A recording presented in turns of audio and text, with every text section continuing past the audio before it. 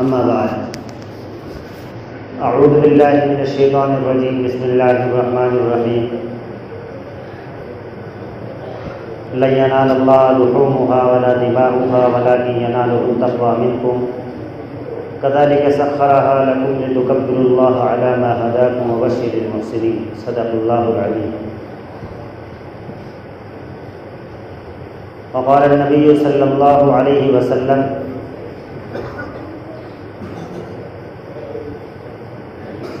ما هي الأضاحي یا رسول اللہ؟ قال سنت ابیکم ابراہیم او کما قال علیہ الصلاۃ والسلام. پدر بولا کہ بیٹا آج میں نے خواب دیکھا ہے، کتاب زندگی کا ایک نرالا باب دیکھا ہے. یہ دیکھا ہے کہ میں خود آپ تجھ کو ذبح کرتا ہوں، خدا کے نام پر تیرے لہو سے ہاتھ بھرتا ہوں. میرے محترم بزرگوں اور عزیز بھائیوں، آج ہم سب کے لیے، پوری امت مسلمہ کے لیے اور دنیا کے کونے کونے میں بسنے والے مسلمانوں کے لیے بڑی خوشی اور مسرت کا مقام ہے کہ اللہ تبارک و تعالیٰ نے ہم سب کو یہ مبارک دن مرحمت فرمایا. اس پر ہم اللہ کا جتنا شکر ادا کریں وہ کم ہے. اللہ کے رسول صلی اللہ علیہ وسلم جب تشریف لائے تو آپ نے یہودیوں کو دیکھا کہ وہ ان 2 دنوں کے اندر کھیل کود کرتے ہیں، لہو و لعب میں مشغول ہوتے ہیں. تو اللہ کے رسول صلی اللہ علیہ وسلم نے فرمایا اور پوچھا کہ تم یہ 2 دن کیوں مناتے ہو؟ فرمایا کہ ہم اپنے بزرگوں کو ایسے ہی کرتے ہوئے دیکھا ہے، ہم بھی ایسے ہی کرتے ہیں. تو اللہ کے رسول صلی اللہ علیہ وسلم نے فرمایا قد ابدلکم اللہ یومان، اللہ تبارک و تعالیٰ نے اس کے بدلے میں آج سے تمہیں 2 دن عطا فرمایا، ایک عید الاضحیٰ اور دوسرے عید الفطر. آج عید الاضحیٰ ہے. پوری دنیا کے اندر خوشی اور مسرت کا مقام ہے اور ہونا بھی چاہیے کہ ہمارا یہ تہوار ہے. ایسے موقع پر اللہ کے رسول صلی اللہ علیہ وسلم نے خود ایک دوسرے کو مبارکباد دیتے، تقبل اللہ منا ومنکم، ان الفاظ کے ساتھ ایک دوسرے کو مبارکباد دیتے تھے، گلے ملتے تھے، ایک دوسرے کو خوشیاں بانٹتے تھے. اس لیے عید کی نماز کے بعد اگر آدمی عید کی خوشی میں ایک دوسرے سے گلے ملتا ہے یہ کوئی برائی نہیں. ہاں اگر عید کی سنت سمجھ کر آدمی گلے ملے تو وہ معیوب ہے.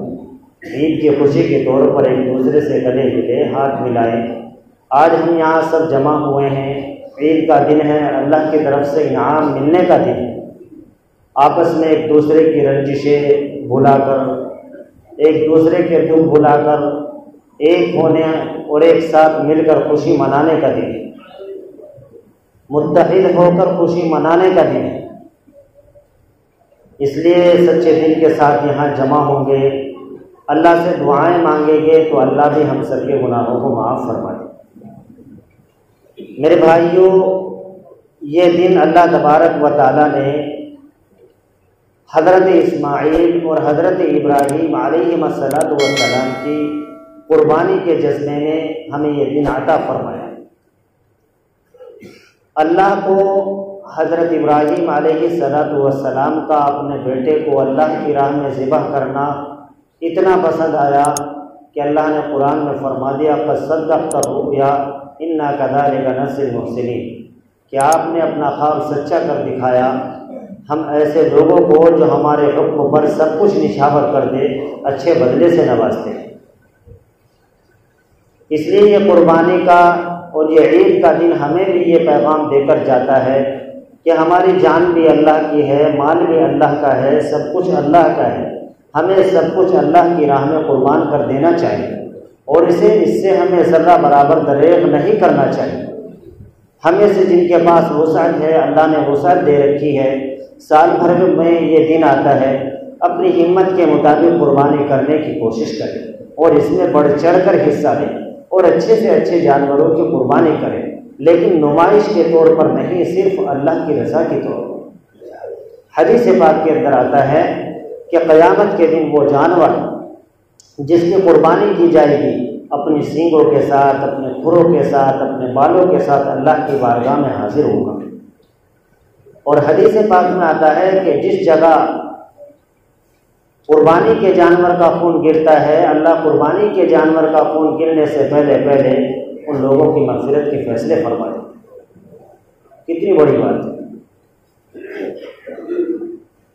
اس لیے ہمیں جذبہ قربانی سے سرشار ہو کر محبت و عقیدت کے ساتھ اللہ کی رضا کی خاطر یہ قربانی کرنی چاہیے۔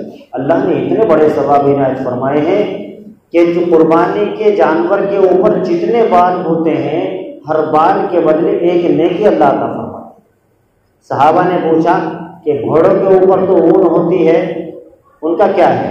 اللہ کے رسول نے فرمایا بشعرۃ من الصوف حسنۃ، بھیڑ کے ایک بال کے بدلے بھی ایک نیکی ملے گی۔ اس لیے خوش دلی کے ساتھ بغیر ریا اور نمود کے خالص کمائی سے، حلال کمائی سے اللہ کی راہ میں قربانی کرنی چاہیے۔ مقصد قربانی کا مقصد صرف خون بہانا ہے۔ اللہ یہ دیکھنا چاہتے ہیں کہ میرے بندے کے اندر کتنا تقویٰ ہے، وہ مجھ سے کتنا ڈرتا ہے، میرے حکموں پر کتنا چلنے والا ہے، میرے ایک اشارے پر کیا کچھ قربان کر سکتا ہے۔ اس لیے ہم کو اللہ کے لیے ہر وقت تیار رہنا چاہیے۔ یہ ساری چیزیں، یہ دنیا اور جہان کی نعمتیں سب اللہ کی دی ہوئی ہے۔ اگر اللہ ہم سے قربانی مانگ رہا ہے، وہ بھی ان لوگوں سے جو صاحب نصاب ہیں، تو قربانی کرنے میں کوئی ذرہ برابر بھی دریغ نہیں کرنا چاہیے، بڑھ چڑھ کر اس میں حصہ لینا چاہیے۔ یہ قربانی کے تعلق سے تھوڑی سی بات تھی۔ اب ذبح کے تعلق سے کچھ موٹی موٹی باتیں ہیں، انہیں ذہن میں رکھیں اور اسی کے مطابق ذبح کریں۔ ذبح کرنے کا سنت طریقہ یہ ہے کہ بائیں پہلو پر جانور کو لٹایا جائے، دایاں پیر اس کے کوہان پر رکھا جائے اور دائیں ہاتھ میں چھری پکڑ کر اسے ذبح کیا جائے۔ 3 رگیں کم سے کم کٹنی چاہیے۔ ایسے تو 4 رگیں ہوتی ہیں، لیکن 3 رگیں کم سے کم کٹ گئی تو جانور ذبح ہو جائے۔ جانور کو ذبح کرنے سے پہلے چھری تیز کر لیں، ایسا نہ ہو کہ جانور ذبح شروع کر دیا پھر دیکھا کہ چھری تو گھنڈی ہے، پھر آپ دوبارہ تیز کرنے کے لیے جائیں، یہ مکروہ عمل ہے۔ اس سے اللہ کے رسول نے منع فرمایا، پہلے چھری کو تیز کر لیں، اس کے بعد جانور کو ذبح کریں۔ نمبر 2، ایک جانور کو دوسرے جانور کے سامنے ذبح کرنے سے اللہ کے رسول نے منع فرمایا، اس سے تکلیف ہوتی۔ تیسری بات، جانور کے کھال، اس کے سینگ، اس کی اور بھی جو چیزیں ہیں جو کام میں استعمال آ سکتی ہیں جیسے چمڑا وغیرہ، قصائی کو اجرت میں دینا جائز نہیں۔ قصائی کو کوئی چیز اجرت میں ان میں سے دینا جائز نہیں ہے۔ قصائی سے قیمت متعین کریں اور قیمت طے کریں، اس کے مطابق اس کے ذریعے اپنے قربانی کے جانور کے حصے کرائیں۔ قصائی کو کوئی چیز اجرت میں دینا جائز نہیں ہے، نہ ہی جھول، نہ ہی رسی اور نہ ہی اور کوئی چیز۔ وہ پاتو وغیرہ اٹھا کر لے جاتے ہیں، اس کی بھی گنجائش نہیں۔ قربانی نمبر 3، قربانی کے جانور کا جو گوشت ہوتا ہے اسے وزن کر کے تقسیم کیا جائے گا، اندازے سے نہیں۔ کچھ چیزیں ایسی ہوتی ہیں جو معمولی مقدار میں ہوتی ہیں، جیسے کلیجی اور اسی طریقے سے پائیں۔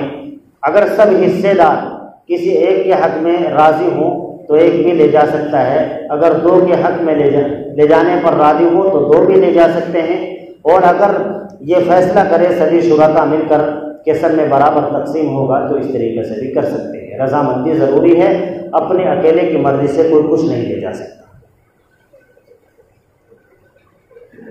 نمبر 4، قربانی کے جانور کا جو گوشت ہوتا ہے اسے 3 حصوں میں تقسیم کرنا چاہیے، اپنے لیے، غریب فقراء کے لیے اور اپنے رشتہ داروں کے لیے۔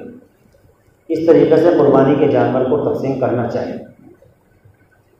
سب سے اہم اور ضروری مسئلہ، جب جانور ذبح کرنے والا جانور ذبح کرتا ہے تو اس وقت قصائی پاس رہتا ہے، جیسے ہی چھری چلانے والے نے چھری چلائی اور اس نے بسم اللہ اللہ اکبر کہا تو تھوڑی سی وہ چلاتا ہے، پوری رگیں کٹ نہیں پاتی، قصائی کہتا ہے لاؤ مجھے دے دو، اب میں چلا لوں گا، لاؤ میں کاٹ دوں گا، تم ایک طرف ہو جاؤ، جب تک پوری رگیں نہ کٹے قصائی کو نہ بیچو۔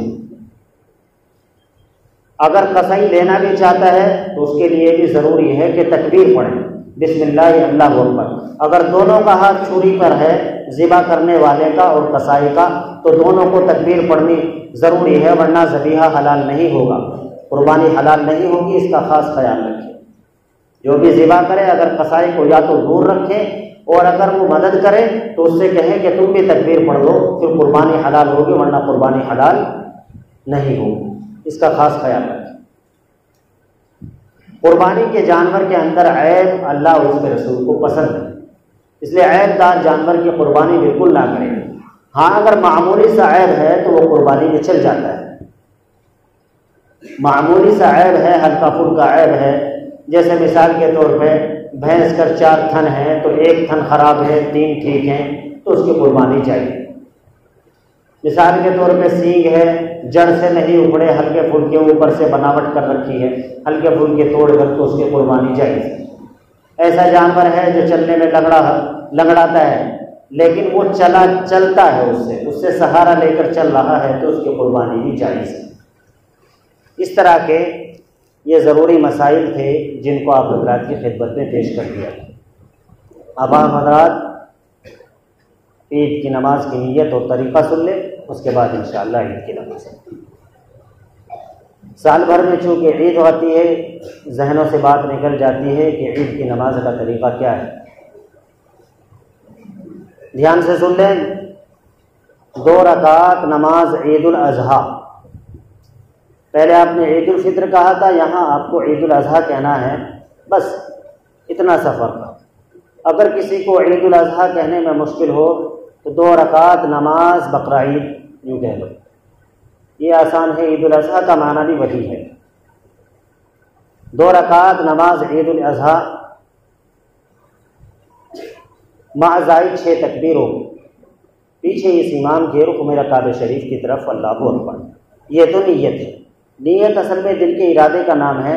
اگر یہ الفاظ آپ کو یاد نہ ہوں، گھر سے آپ عید کی نماز کی نیت سے نکلے ہیں، تو اگر ایسے ہی آپ نیت باندھ لیں گے تبھی انشاءاللہ آپ کی نماز قبول ہوگی۔ یہ تو نیت ہے۔ نماز عید کا طریقہ کیا ہے؟ بالکل آسان ہے، صرف 6 زائد تکبیریں ہیں، 3 پہلی رکعت میں اور 3 دوسری رکعت میں، بس طریقہ الگ الگ ہے۔ پہلی رکعت میں اللہ اکبر کہنے کے بعد ہے، شروع میں ہی جیسے ہی تکبیر تحریمہ کہتے ہیں، اور دوسری رکعت میں سورہ فاتحہ اور سورت کے بعد ہے، بس اتنا سا فرق ہے۔ بس آپ کو یہ یاد رکھنی ہے۔ ہاتھ اٹھانے اور چھوڑنے کا طریقہ کیا ہے وہ دیکھ لیں آپ۔ جب نماز شروع ہوگی سب سے پہلی تکبیر جو ہوتی ہے اسے کہتے ہیں تکبیر تحریمہ، اللہ اکبر۔ ثنا پڑھی جائے گی، ثنا پڑھنے کے بعد خاموشی کے ساتھ ثنا پڑھی جائے گی، پھر اس کے بعد 3 مرتبہ اللہ اکبر کہا جائے گا۔ پہلی مرتبہ ہاتھ اٹھائیں گے، کانوں تک ہاتھ اٹھایا چھوڑ دیا، اللہ اکبر 1 مرتبہ۔ دوسری مرتبہ ہاتھ اٹھائیں گے، اللہ اکبر، پھر چھوڑ دیے۔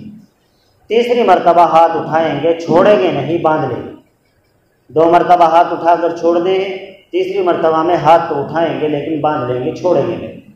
پھر اس کے بعد سورہ فاتحہ، سورت، رکوع، دونوں سجدے کے بعد پھر امام صاحب کھڑے ہوں گے، اور کھڑے ہونے کے بعد یہاں سورہ فاتحہ، سورت ملانے کے بعد اس کے بعد پھر یہاں دوسری رکعت میں 3 زائد تکبیریں ہوں گی، لیکن یہاں تیسری تکبیر میں بھی آپ ہاتھ چھوڑیں گے۔ پہلی رکعت میں تو آپ نے 2 میں ہاتھ چھوڑا تھا، تیسری پر باندھ لیا تھا، مگر یہاں دوسری رکعت میں تینوں تکبیروں پر ہاتھ چھوڑیں گے، اللہ اکبر، اللہ اکبر، اللہ اکبر، یہ 3 زائد تکبیریں ہوگی۔ اب آپ کو رکوع کی تکبیر کہنی ہے، اللہ اکبر، اگر ہاتھ اٹھائے، پھر اس کے بعد رکوع، سجدہ، پھر اس کے بعد دعا، اور دعا کے بعد خطبہ سن کر جائیں۔ یہ بڑا افضلیت کا حامل ہے، اس لیے ہم سب کو خطبہ سننے کا اہتمام کرنا چاہیے۔ ٹھیک ہے بھائی؟